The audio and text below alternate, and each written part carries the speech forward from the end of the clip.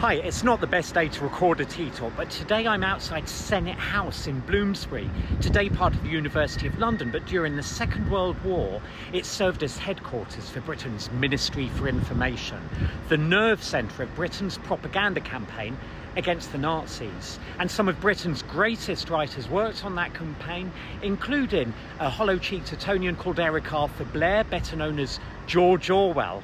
Orwell's time working there was very influential, inspiring 1984.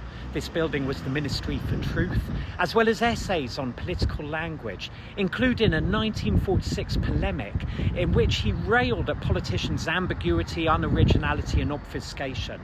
There were many rhetorical devices Orwell took fire on in that piece, but one in particular was Litotes, the rhetorical device of the day on today's TeaTalk.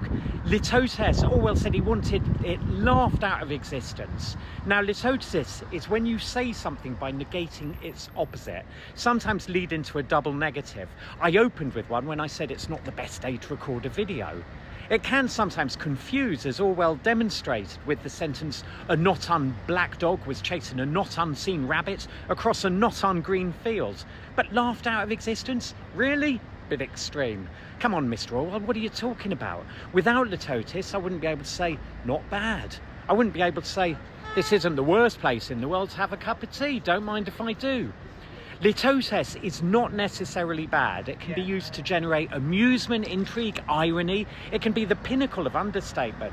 Without Litotes, we'd have never had the Rolling Stones' "Can't Get No Satisfaction," or Tom Jones' "It's Not Unusual," or Pink Floyd's "We Don't Need No Education," nor Jennifer Aniston's classic line in Friends, "Not too shabby for Rachel," nor would we be able to say "No shit, Sherlock." Yes, politicians use it, but not necessarily to obfuscate. The one British Prime Minister who really loved Litotes was John Major. He'd often say things like, "Our investment has been not insignificant." An autobiography of him was actually called "Not Inconsiderable." Why did he do it? Well, classic English understatement. He didn't want to be seen to be a bragger. On the other side of the Atlantic, Litotes is used by another politician, a politician you could never accuse of not wanting to brag. When Donald Trump's plans to build that wall were under attack, he replied saying, "Walls are not immoral." So you see, speaking in negatives is not always a negative. Sometimes it can be a positive. Yeah, right. Saying it wasn't the best meal ever, or he's not the sharpest knife in the drawer, or it's not the sunniest day, can show tact, diplomacy, sensitivity.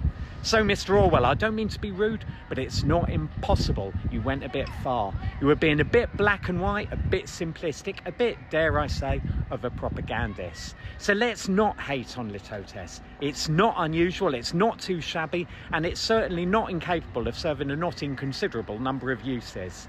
Now anyway, I really wouldn't say no to a cup of tea, and this place actually doesn't look too bad at all. Don't mind if I do.